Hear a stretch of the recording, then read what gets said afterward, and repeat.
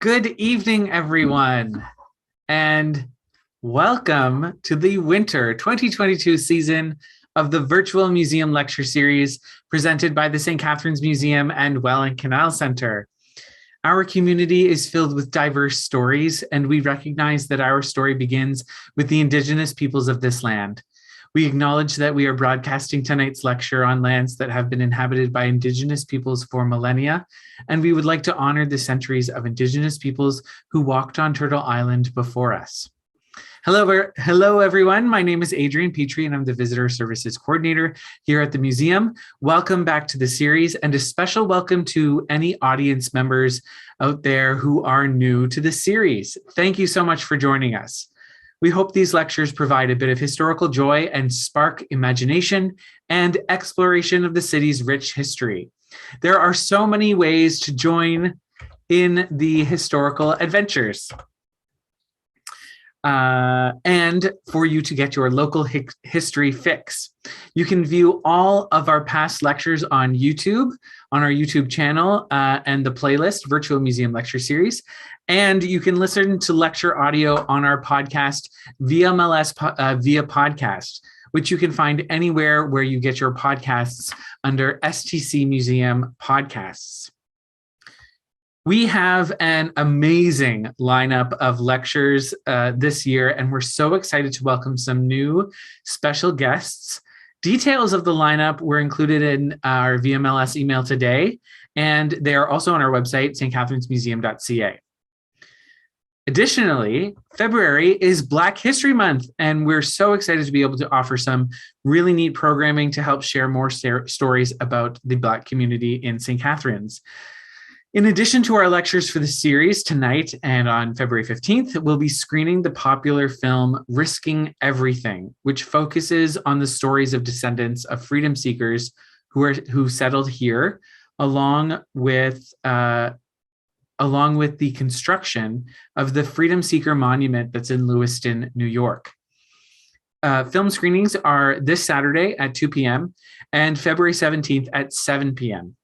We also have a brand new program called On the Liberty Line, which will run virtually on February 10th at 11 a.m. and February 26th at 2 p.m. And of course, we have our annual blog series, which this year is written by Abby, who's going to give our lecture tonight. So definitely tune into the blog series, all coming to you on Sundays on our blog, stcatharinesmuseumblog.com. So there's tons of content to help celebrate Black History Month. As always, please feel free to make use of the chat box to ask questions or send comments. We'll moderate. It'll be me. I'll moderate them during the presentation, and again at the end of the presentation. If there's any issues, just pop in the chat box, and I'll be there for you if I can. And don't worry if we miss your question because of the slight delay that's in the broadcast. We will get to it at the end of the presentation. We so appreciate you joining the lecture series, and we would really appreciate any donation you're able to make in support of our programming. Your donations continue to help us to continue to provide the high quality and enjoyable programming that you have come to expect from us. We really appreciate any donation that you're able to make. Give us a call at 905-984-8880 or visit the donation portal on our active STC page to make a donation. The link for the portal was included in today's VMLS email. Your donation makes a difference. Thank you. And now, I'm very happy to welcome, for the first time, to the Virtual Museum Lecture Series, but certainly not the last time, our new public programmer, Abbey Stansfield, with her lecture titled The Daily Grind, Records of Freedom Seekers in St. Catharines. And Abbey, as you go ahead and share your slides, I'll just say, you're not that new. You started back in August here at the museum. And so I didn't even think to write, sort of an introduction about you. You're not really new, but you're new to the series. And so if you can make up for my failure, please tell our audience a little bit about yourself before you get started. And I'll hand it over to you, and goodbye. I'll be in the background. Sounds good. Well, thank you, Adrian. Hello, everybody. Thank you for having me this evening. As Adrian said, I started here at the museum in August, but I'm not new to museums in Niagara. I've been working in Niagara area museums since 2006. I started at the Laura Secord Homestead, and in 2015, I moved to the Port Colborne Historical Marine Museum as their education programmer. And this August, I joined the St. Catharines Museum team. I have my master's in museum studies, and my focus was on interpretation and its value in sharing history. So I have a great love and passion for researching and sharing local history. That's where I really tend to shine. So I was very excited to be able to prepare tonight's lecture. And I want to thank everybody for coming out and giving me the opportunity to give this lecture, The Daily Grind. Not long after I started here at the museum, I was offered the opportunity to give tonight's lecture and was both excited and cautious. Excited because domestic history is my historical passion, and I was just itching to dig into the primary resources and explore the daily life of St. Catharines residents. I was cautious because anyone who studied history extensively knows that primary resources for many sections of society are virtually non-existent. However, that part of me that likes to play historical detective took over, and I decided to commit to the daily life of freedom seekers. I want to start by saying that I am in no way the definitive authority on this topic any more than I am on any topic except for, well, this is according to me, heritage cooking, sheepdogs, and Harry Potter. Rather, my approach to historical research has always been to help others locate, navigate, and expand the understanding of a topic and hopefully inspire you to go further. Knowing my approach, my goal for tonight in respect to the daily grind is I want you to take away that inclusion in the civic and social record demonstrated a transition from refugee to citizen in St. Catharines' freedom seeker population. Broken down, what this really means is by using primary resources from the Underground Railroad era, I'm going to highlight what came after the last stop on the Underground Railroad. The excited historian in me wants to jump right in and tell you all about the people that I found and the evidence of their daily lives.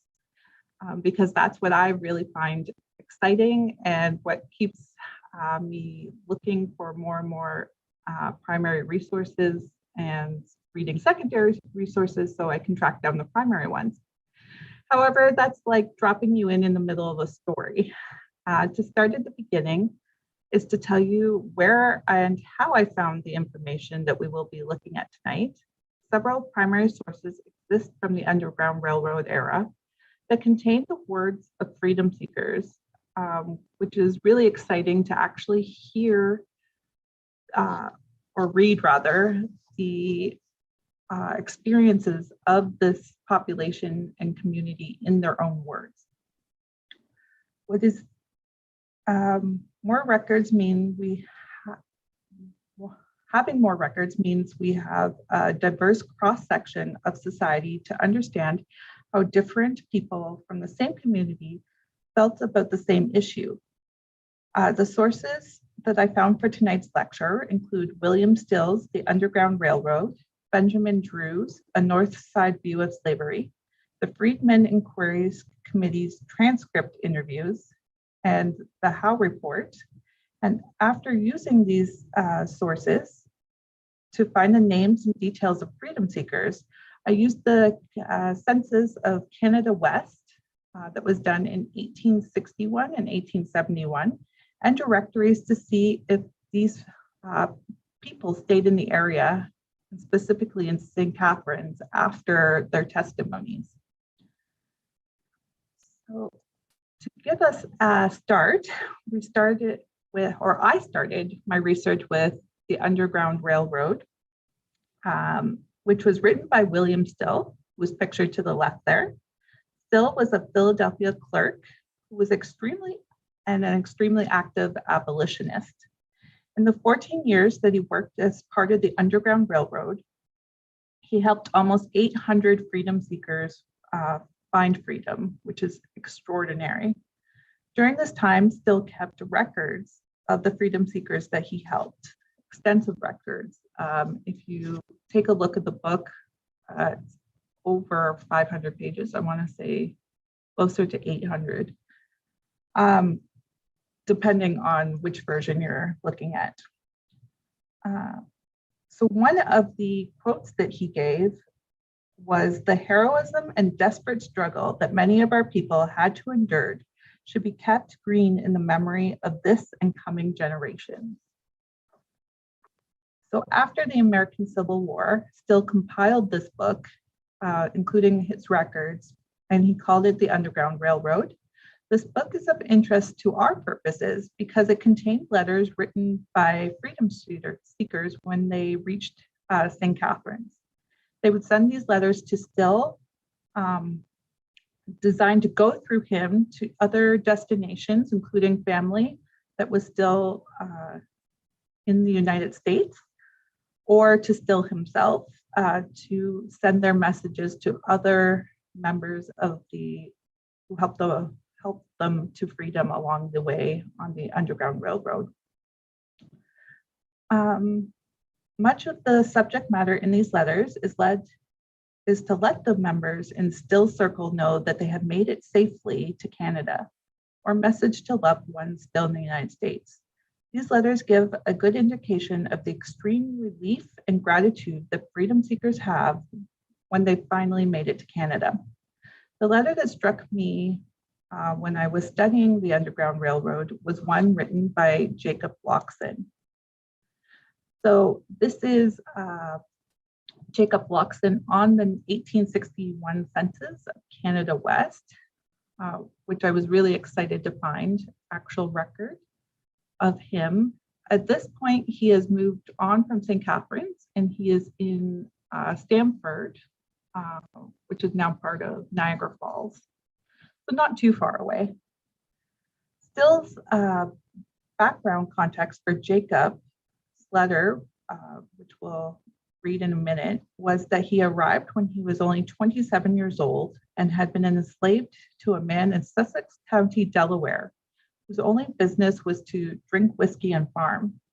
The motivation for Jacob's escape was knowledge that he could be sold at any minute, much like livestock. He decided that he wasn't going to let that happen, and after planning for his wife and son to follow him, should he make it to Canada, he left. When Jacob Blockson writes his wife from St. Catharines, he provides some amazing detail on the life that he has started here since his arrival. The letter starts, St. Catharines, Canada West, December 26, 1858. Dear wife, I now inform you that I am in Canada and I am well and hope you are the same. And wish you would be here next August. You come to the suspension bridge and from there to St. Catharines. Write and let me know. I am doing well working for a butcher this winter and will get some good wages in the spring. I now get $2.50 a week. I, Jacob Blockson, George Lewis, and George Alligood, and James Alligood are all in St. Catharines. And met George Ross from Lewis Wrights. Jim Blockson is in Canada West, and Jim Delaney, Plymouth Cannon. I expect you, my wife, Leah Ann Blockson, my son Alexander, and Lewis and Ames will all be here, and Isabella also. If you can't bring all, bring Alexander Shirley. Write when you will come, and I will meet you in Albany. Love to you all from your loving husband, Jacob Blockson. And then he added a postscript. Fare through here is $12.30. This letter really gives the reader a lot of good information about life in St. Catharines, We know that he spent the winter of 1859 working for a butcher and making what he saw as good wages at $2.50 a week. To give a rough comparison, $2.50 in the 1850s is worth about $89 today. That is a very rough estimate, mind you, based on inflation, but gives you an idea of the conversion. When you consider that Jacob details what it would cost to get to St. Catharines at $12.30 per person, which would be about $440 today, considering that he wanted to meet his family in Albany and bring them the rest of the way, we can only imagine that the cost would be multiplied by 3 at least. That would have been a lot of money to save, particularly since he would have had to include room and board deducted from his weekly wages. He mentions that he's expecting to make good wages in the spring. Presumably, this would have been more than the $2.50 that he was taking at the butcher's. We find that in addition to his securing work, he takes the time to tell his wife about the others that are here, George Lewis, George Alligood, and James Alligood. Reading the background that Still provides details that these men were traveling together as a group. Adding them to his letter makes sense because it provides confirmation that everybody arrived safely. I was also excited to when Jacob mentions George Ross, because George is a freedom seeker that provided his own testimony and that we will look at in a little bit. Going back to Jacob, I started to look for his evidence in St. Catharines documents and did not have much luck. I was really ready to give up and move on to other freedom seekers when I decided as a last-ditch effort to widen my search and managed to find him here in Stamford on the census. How can I be sure that it's the Jacob Blockson that we're looking for? I try not to get too excited because, for example, George Ross, who I mentioned, there were 2 living in St. Catharines at the same time. So it's very easy to get the wrong person when you're looking at these records. But I was able to confirm that this is the one we're looking for because he was living with George Lewis and George Alligood, who he mentions in his letters, who are the next 2 names below his, underneath the arrow there. I did find it slightly disappointing or sad, the fact that his wife and son are not living with him. And it looks like he's living in a boarding residence just due to the people who are living in the household. He is listed as a laborer according to the census, as are both Georges. This started to pique my curiosity to see if I could find any further records of the life of Jacob or the ones he left behind. Still gives us in his testimony the name of his enslaver and where he is from. So I attempted to see if I could find this gentleman and thus see if I could find any record of Jacob's family close by. As you can imagine, this line of inquiry met with a brick wall. It was a long shot, I know. However, someday I would like to continue my search and see if there's any trace of Leah and Alexander. What we can assume, however, is that they were not able to come the following August as Jacob had planned, because 18 months after the letter was written, he's living in a boarding house without them. What happened to Jacob and George Lewis and George Alligood is not entirely clear. It is possible that they returned to the United States after the Civil War, as many other freedom seekers who had been coming here did after the Fugitive Slave Law of 1850. He did not reappear in the census of 1871, at least in this region of Canada West. Granted, there's any number of things that could have happened in the span of 10 years. It's entirely possible that Jacob and his companions end up in another county or another province in Canada, or it makes sense they returned home to his family if they were not able to make it here. So my next source was the refugee and it provides more detail on the daily lives of freedom seekers. It was written by Benjamin Drew, and the North Side View of Slavery or the Refugee, it's known as. Drew was an abolitionist who traveled throughout Canada West, documenting the testimonies of freedom seekers in their own words. Regarding St. Catharines, he had this to say: refugee, refugee for the oppressed, refuge for the Americans escaping from the abuse and cruel bondage in their native land, refuge from my countrymen, from the lash of the overseer, from the hounds and guns of the southern manhunters, from the clutches of the northern marshals and commissioners. Rest, rest for the hunted slave, rest for the travel-soiled and the footsore fugitive. Refuge and rest. These are the first ideas which arise in my mind in connection with the town of St. Catharines. I might well mention here it's a pleasant situation. Its commercial advantages, the Welland Canal near Niagara Falls, its telegraphic wires, its railroads, its famous mineral springs, and other matters interesting to the tourist. But we will step aside from these and look at St. Catharines as the peaceful home of hundreds of the colored race. Drew, in his introduction to the settlement, is providing the reader with glimpses into what St. Catharines has to offer. This statement has a very favorable view of St. Catharines as a peaceful community for freedom seekers with many modern amenities. Many of the tourist features of St. Catharines that Drew mentions are industries that were providing jobs for freedom seekers.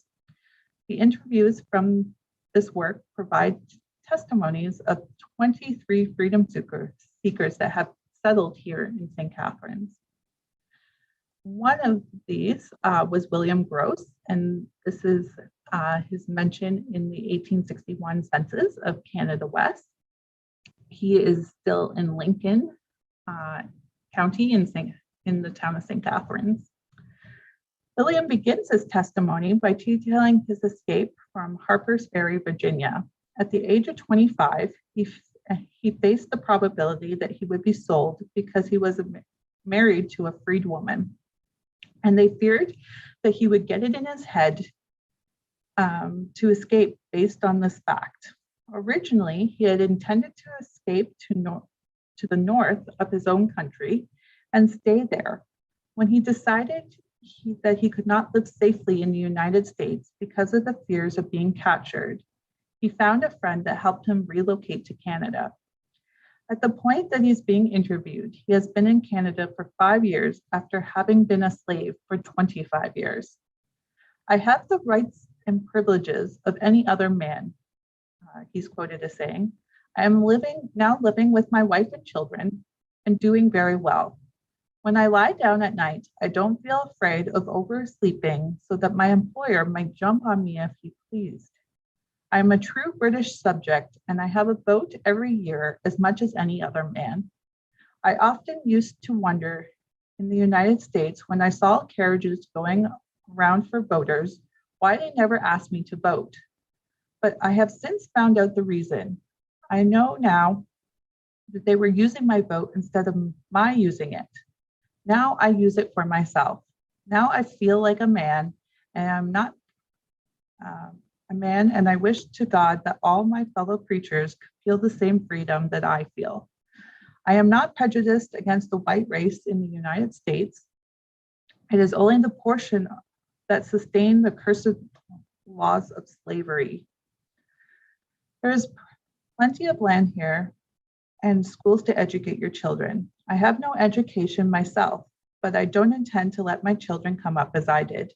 I have but two, and instead of making servants out of them, I will give them a good education, which I could not do in the southern portion of the United States. True, they were not born slaves there, but I could not have given them an education. I have been through both Upper and Lower Canada and have found that the colored people keeping stores, farming, etc., and doing well. I have made more money since I came here than I made in the United States. I know several colored people who have become wealthy by industry, owning horses and carriages. who was a fellow servant of mine, now owns 2 span of horses and 2 as fine carriages as there are on the bank. And as a general thing, the colored people are more sober and industrious than in the States. They feel when they have money that they cannot make what use they would like of it. They are kept so down, so looked upon. Here they have something to do with their money and put it to good purpose. I am employed at the Clifton House on the Falls. Rose provides a look at what it's like to be a true British citizen, as he's quoted as saying. After having started life in Canada as a refugee, he highlights that he has the right to vote the same as any other man, and how different that feels from having his vote decided for him. It is the rights that he has gained by being in Canada that make it so he can look any white man in the eye, as he says elsewhere in the testimony. Rose also provides us with a very open look at things in society that make him feel like a citizen in his new home. The first is that he can sleep at night without fear that somebody can legally come into his home and harm him. That there is land in Canada to make a home on gives us an account of the material success he has seen achieved by Black business persons in Canada. That they own their own horses and carriages states that their wealth and accomplishments. Today, it would be like owning an expensive car that you had to house and feed. To keep horses for a carriage was a status symbol.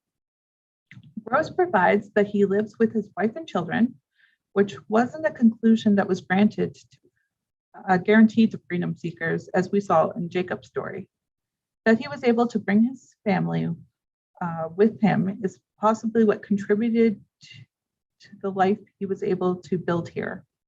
With the incentive to provide his children with an education to elevate their station in life, Rose would have been looking to stay in one area long enough to become part of that community.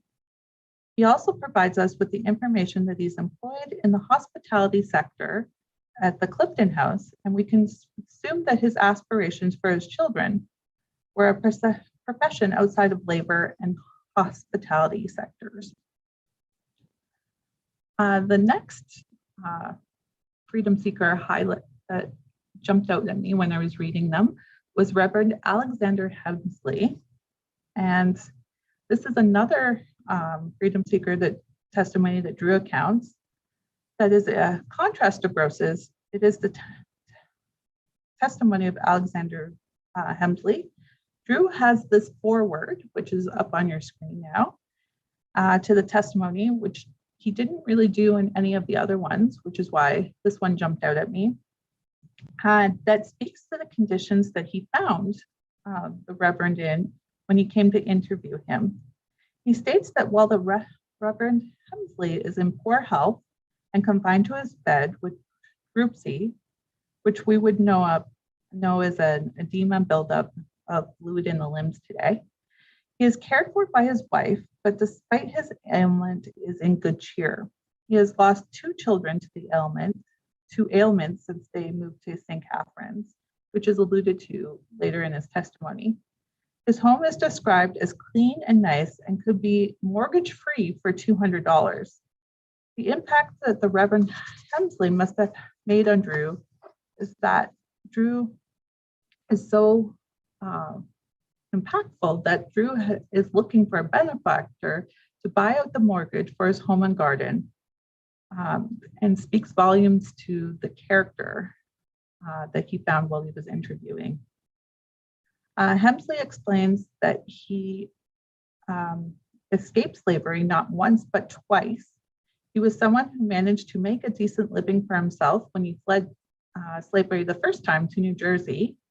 He worked hard in his new home and was able to create a comfortable life there. However, the laws weren't in his favor, and he ended up having to flee after he was recaptured.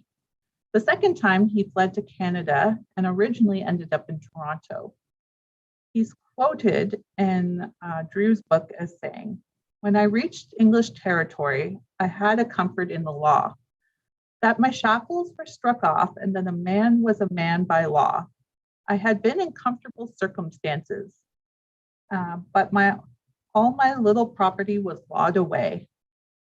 I was among strangers, poverty-stricken, and in a cold country. I had been used to farming, and so could not find in the city such assistance as I needed. In a few days, I left for St. Catharines, where I have ever since remained. When I reached St. Catharines, I was enfeebled in health. I had come to a small, inferior place. There were pines growing all about here, where you now see brick houses. I rented a house, and with another man, took 5 acres of cleared land and got along with it very well. We did not get enough from this to support us, but I got work at $50 or 75 cents a day and bored myself. We were then making both ends meet. I then made up to my mind that salted potatoes in Canada were better than pound cake and chickens in a state of suspense and anxiety in the United States.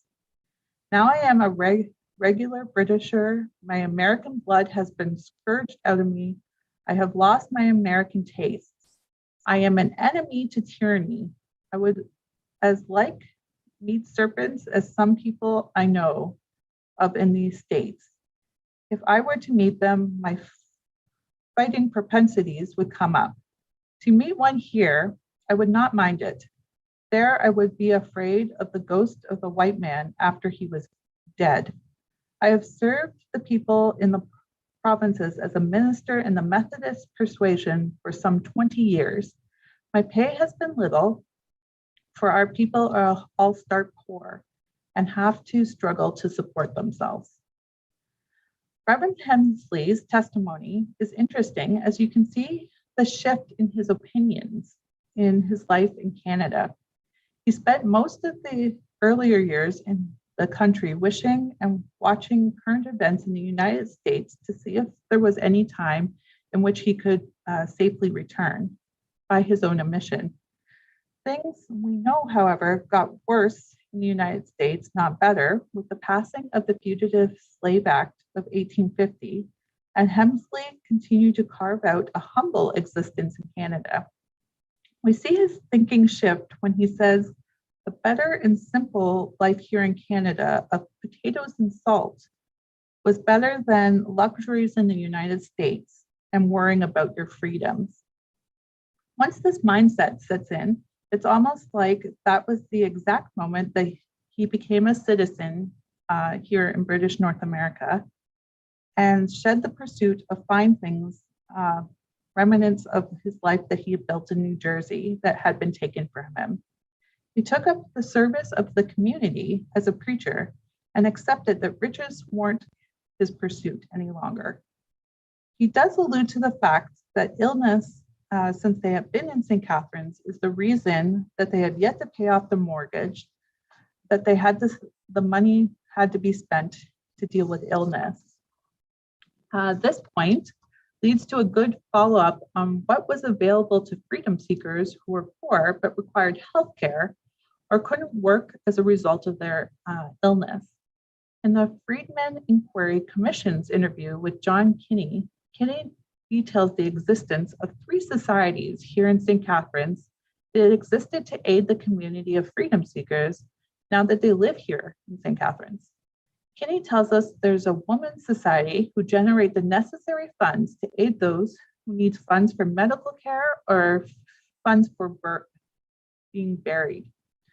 He details that the Masons are happy to take care of the Masons, and that there is a community society where membership puts in the funds that they can at every meeting, and this money is used to cover the costs of living when there is a case of illness in the community. If this type of aid is possible, then why didn't Reverend Hensley take advantage of it? It is very possible that he did, and even with this age, much of the money that he made still went to paying off doctor's bills for the illnesses that he and his children experienced. It is also possible that he saw the funds mentioned as being for those persons who were brand new to St. Catharines and needed them more than he did. I tend to favor this view, as he mentions in his he mentions that He is a pastor and doesn't earn much money because the refugees who come here are poor to start with and need some time to find their place in society before they are more secure. The next source I used was the the report to the Freedmen's Inquiry Commission, or as we know it, the Howe Report, and the interview transcripts. These were some of the first resources that I came in contact with when I started researching for this, and they weren't resources I had been familiar with prior to starting here at the museum. One thing that really helped me wrap my head around it all was last February's virtual museum lecture. If you haven't seen it yet, the one on the Howe Report, it is available on the playlist. You should definitely check it out. The background of this work, I later discovered, so the background, the reason that this report was written was to determine how the 20,000, that's the figure they give, freedom seekers who escaped to Canada are now faring. The observations are all taken by one man, Samuel Howe, and his journey across Canada's west to speak to the freedom seekers and find out firsthand their stories and how their life has changed.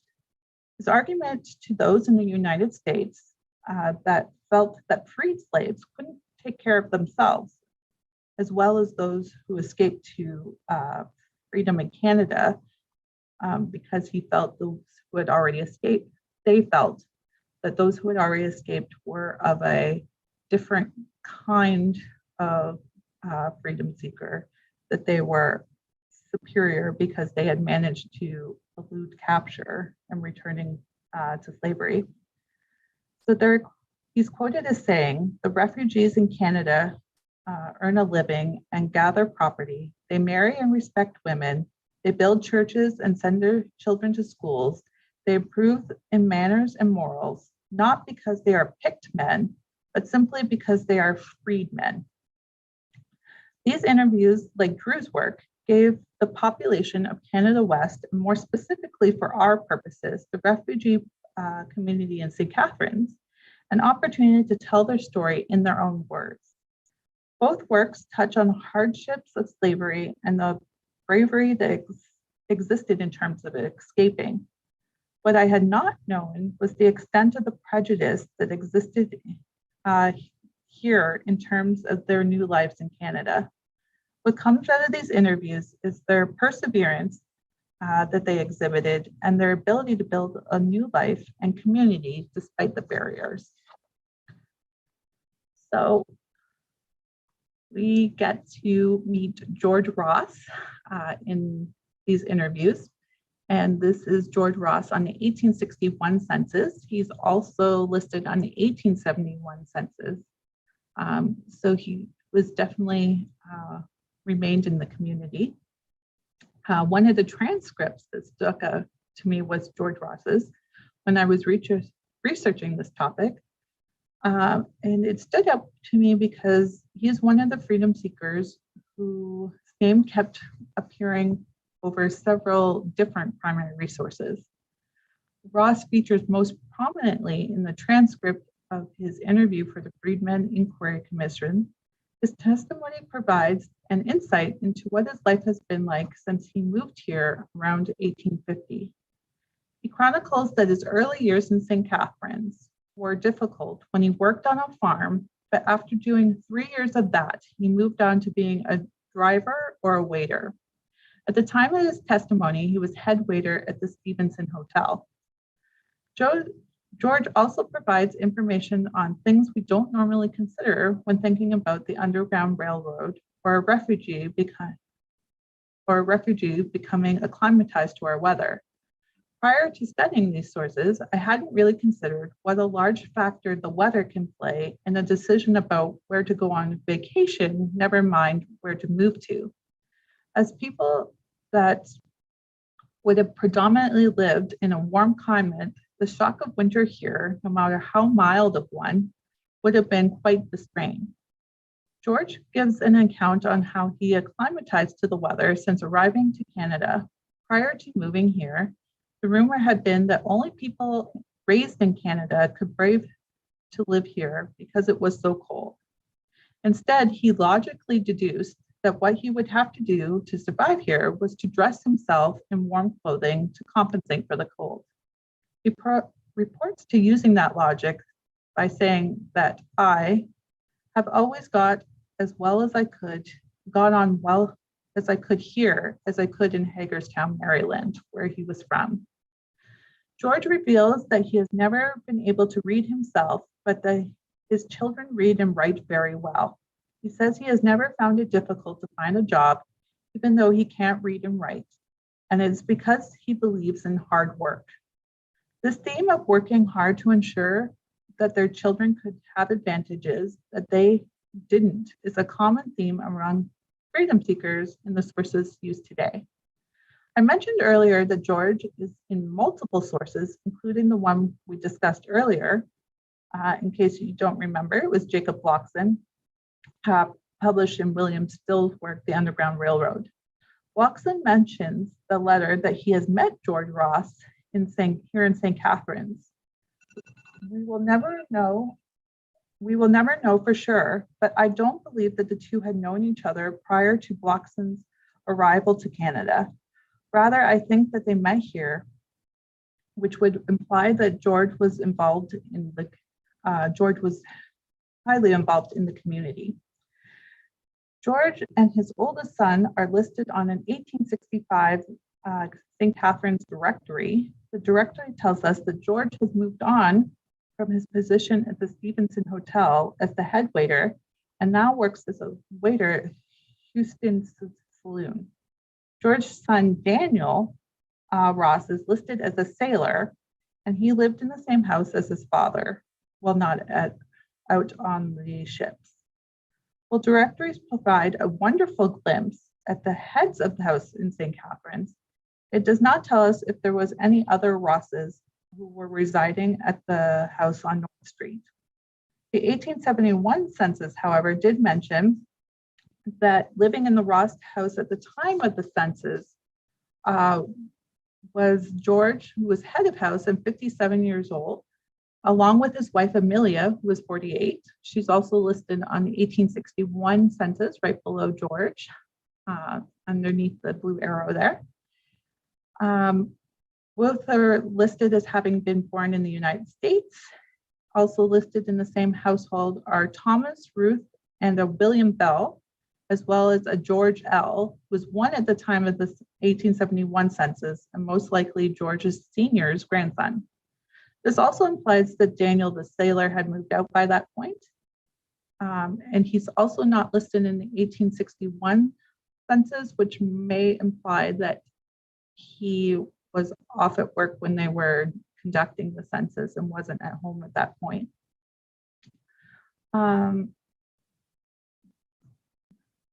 Other sources also didn't name the females in the Ross family, so it's or any females of the gentleman we talked today living in the household.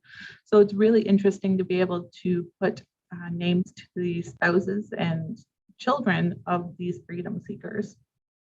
There are testimony by female freedom seekers, I should mention, but rarely do we get to find out who the rest of the family is in a gentleman's testimony. So after George Ross, I decided to put one of those females' perspective and testimonies. And one testimony from the Freedmen's Inquiry Commission that provides a female perspective of the life in St. Catharines is Mrs. Brown. And I wasn't able to find her in a census, local census at least, which doesn't surprise me because in her testimony, she doesn't appear to want to stay in St. Catharines long term. But she's quoted as saying, a good many of the colored people own their own houses and have owned them ever since I came here.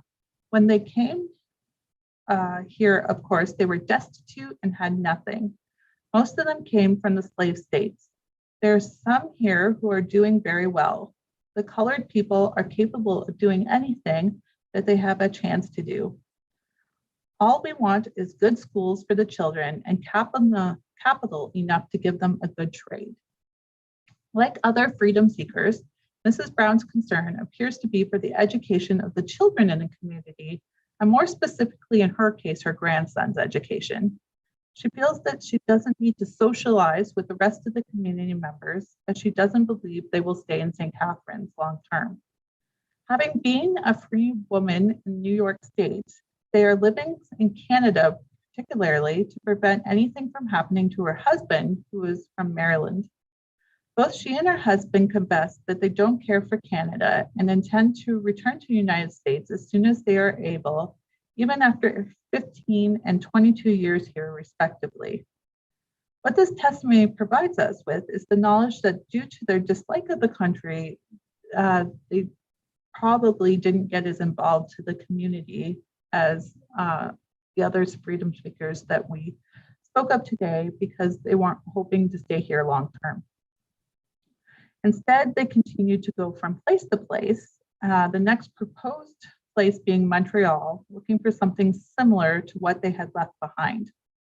The only thing that Mrs. Brown professes that keeps them in Canada is that they are free under the law. A limitation to finding Mrs. Brown in other written records is that she doesn't provide her first name or her husband's name. Without knowing first names, it's hard to locate the pair in other records. In addition to the fact that they probably didn't stay here long enough that 3 years later they would have been counted on the census, or that they didn't buy land here.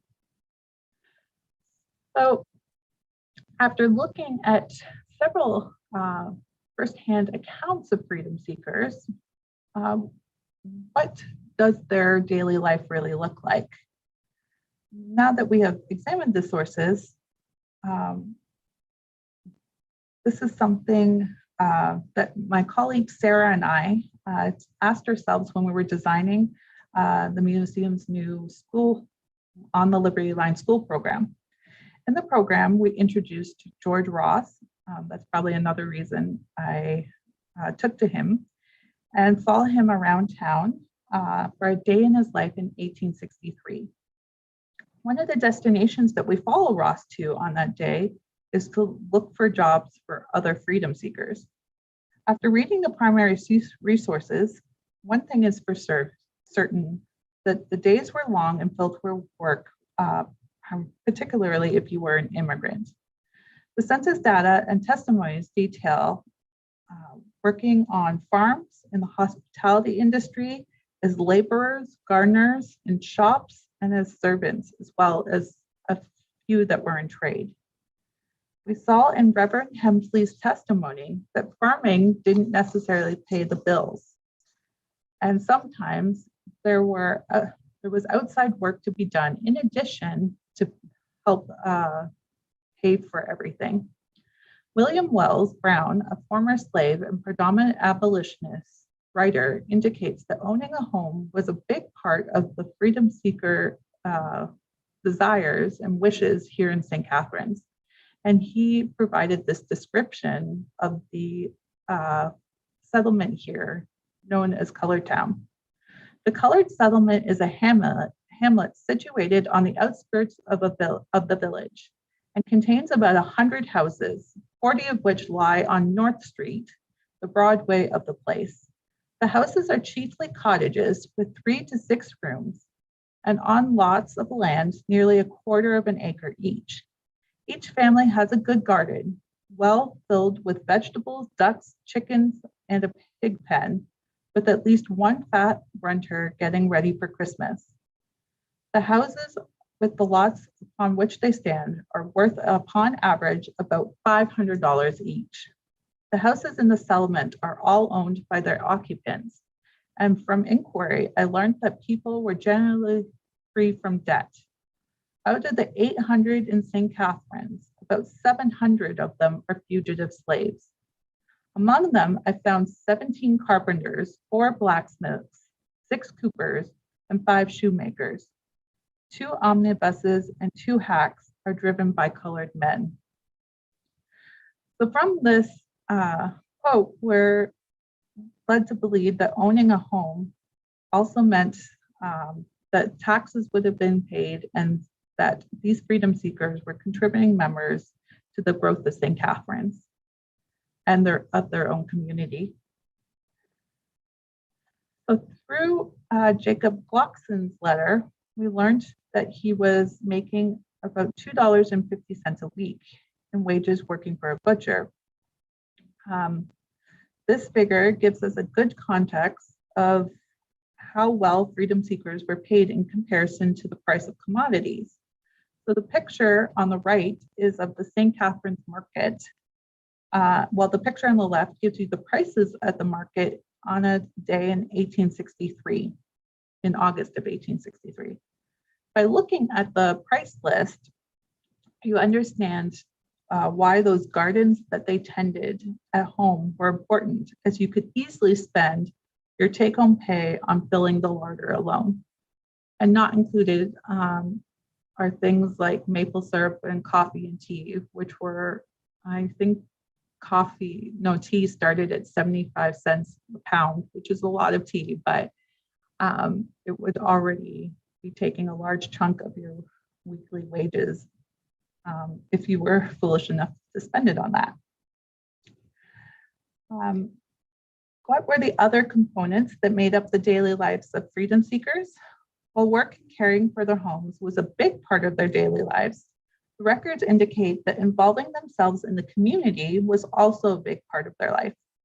In regards to their social lives, the community came together to build the BME Church, Salem Chapel, which is the picture on the screen there, and the Zion Baptist Church. But they weren't just places of worship.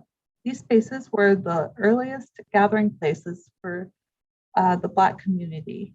The congregation actively supported newly arrived freedom seekers in finding houses, employment, and building community connections. The church was also a major part of the social life for the congregations, organizing picnics, pageants, and other gatherings. It was experience that bonded these individuals and led them to form such a tight-knit community to raise their families in. And if you want to examine that kind of experience more, be sure to join Sarah for the On the Liberty Line virtual tours later this month. She does a very good job at that. So the profiles that we looked at today have given us all glimpses into the lives of St. Catharines freedom seekers after they had finished their journeys and arrived in Canada. Life was not easy, as we saw, even to those who have become successful in the United States. They basically had to start over here at the beginning. Many found themselves starting their lives in this country very poor and had to spend the first years of their lives here just making things work until they became settled enough. Additional records contained in the sources that I mentioned tonight tell the stories of newcomers. In these narratives, the focus is often on the lives that they have just left behind, and the journey getting here. It is understandable that after fleeing and trusting your life to complete strangers who you have never met, that the focus would be around this event that you had just experienced. Other central focuses of the newcomers in these sources are on getting messages to those they have had to leave behind, getting clothing forwarded to them as they arrived with literally what they were wearing, and ensuring that they haven't lost everything when they were forced to flee, and to thank people that helped them along the way and let them know that they are safe.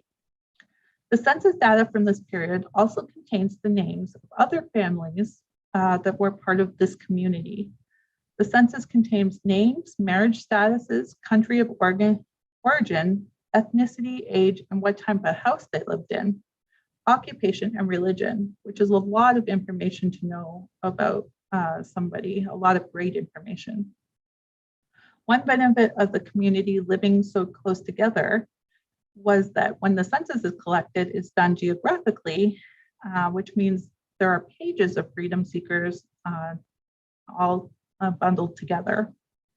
With more examination of these records, even more will come to light about the lives of freedom seekers who lived in St. Catharines. The testimonies that we have examined today, however, tells the stories of those who have been in Canada for at least a short while, if not years, before we hear their stories. In these cases, they have been here long enough that their experiences in St. Catharines are becoming important to their story. That is where we begin to see the transformation from new arrival or refugee to becoming members of the community.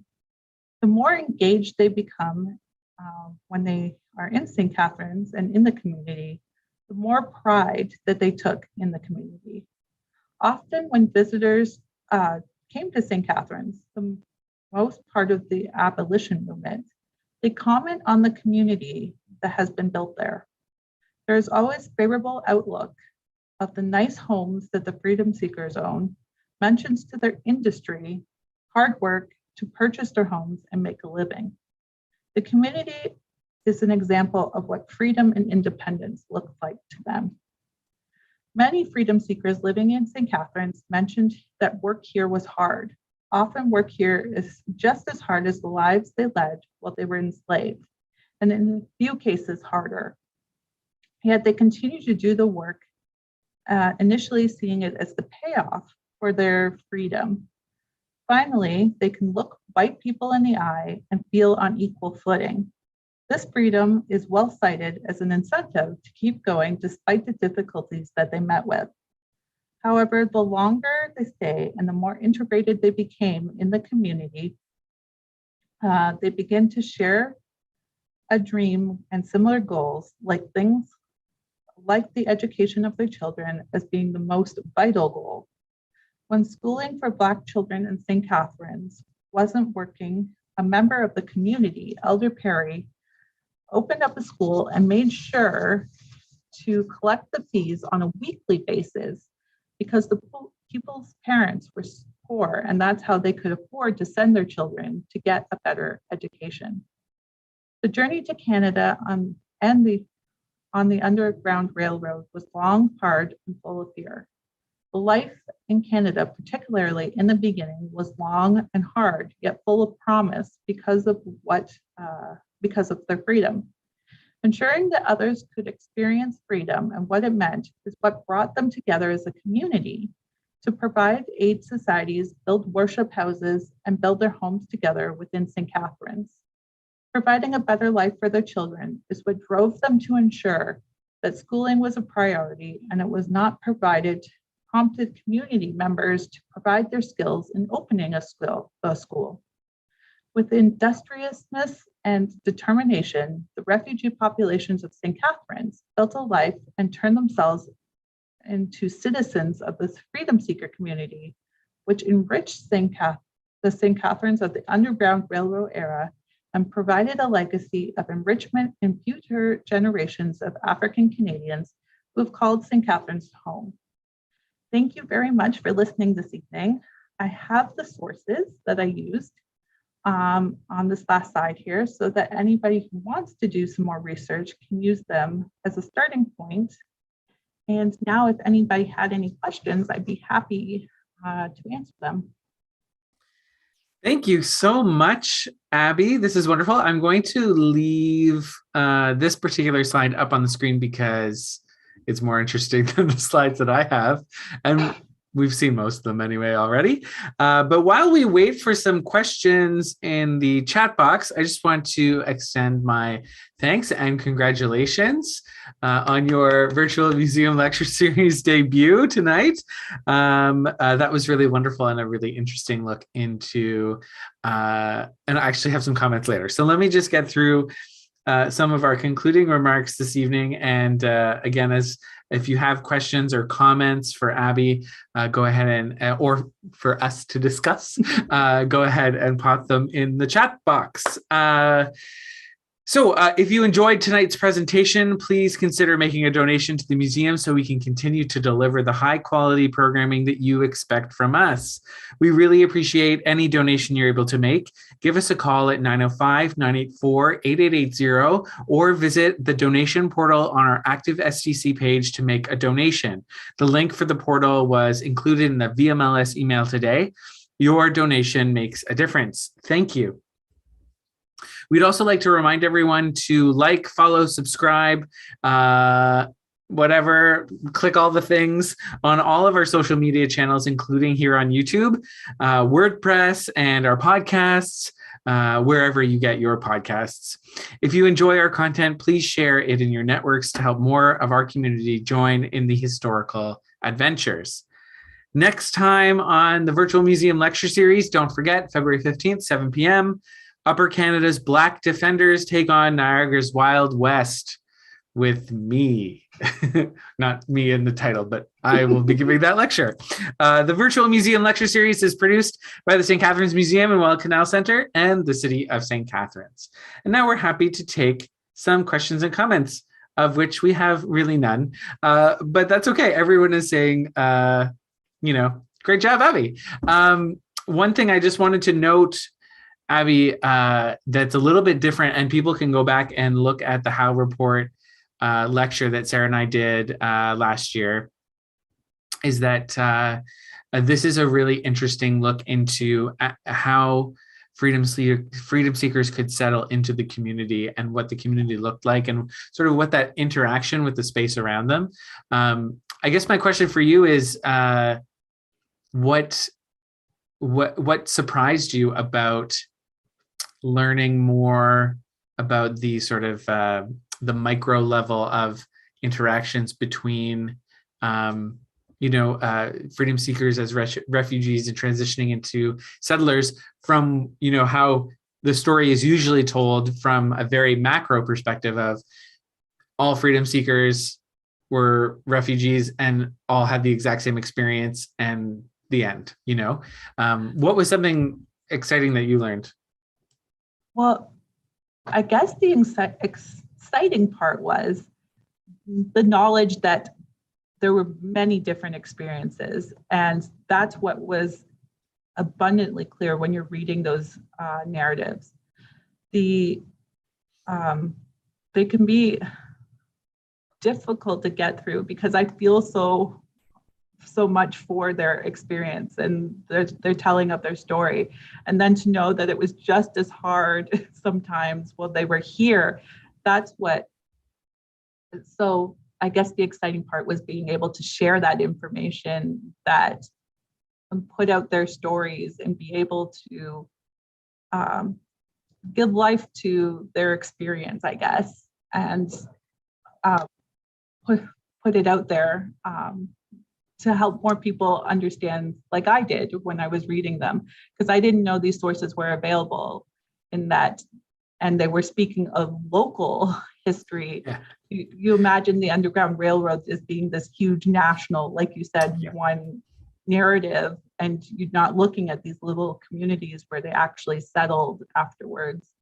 And when we do talk about individuals, we talk about Harriet Tubman and Anthony Burns, and those are the narratives which are super important narratives, but they dominate the rest of the narratives. And I love what you and Sarah are doing with the new On the Liberty Line program, which people can see later next week, and what we've been doing with a lot of our Black history programming over the last few years, which is really trying to dig down deeper into the experiences of the people who settled here and lived here as a part of the community and contributed to the community. So that's wonderful. Thank you very much. There is a question, actually, really interesting question. You may or may not know the answer, and may not know the answer to the second part. The question is, at its maximum, perhaps in 1865, what was the Black population in and around St. Catharines, and what is it now?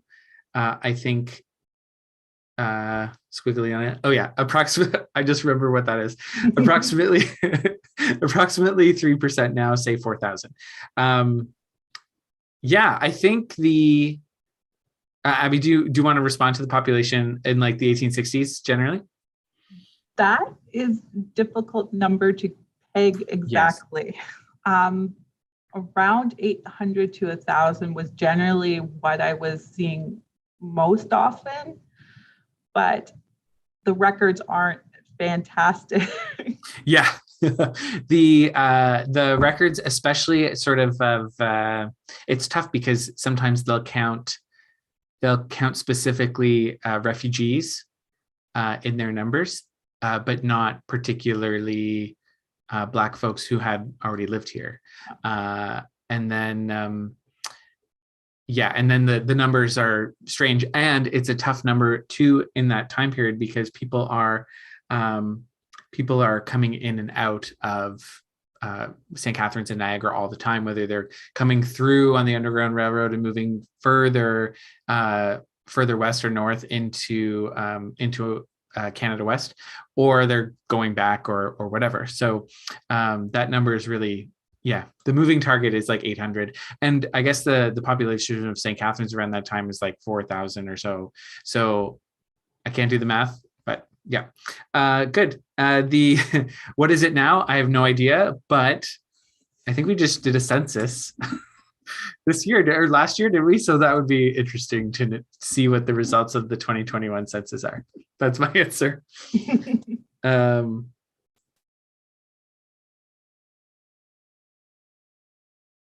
Bell says, interesting comment here.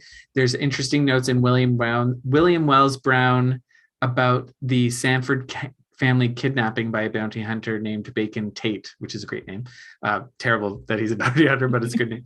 That's in his bio. I don't know if you ran into that, but perhaps, actually, now that Bell's got me thinking, perhaps the idea of bounty hunting would make for a good lecture.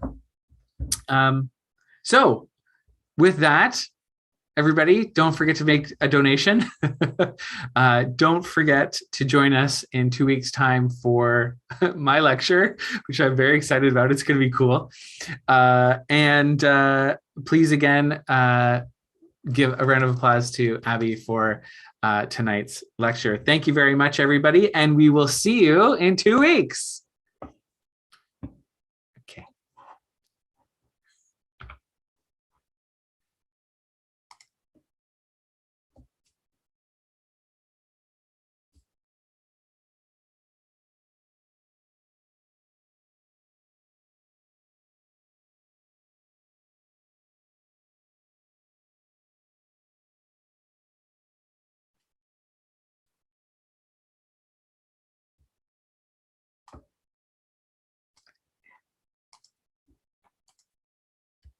And we're clear.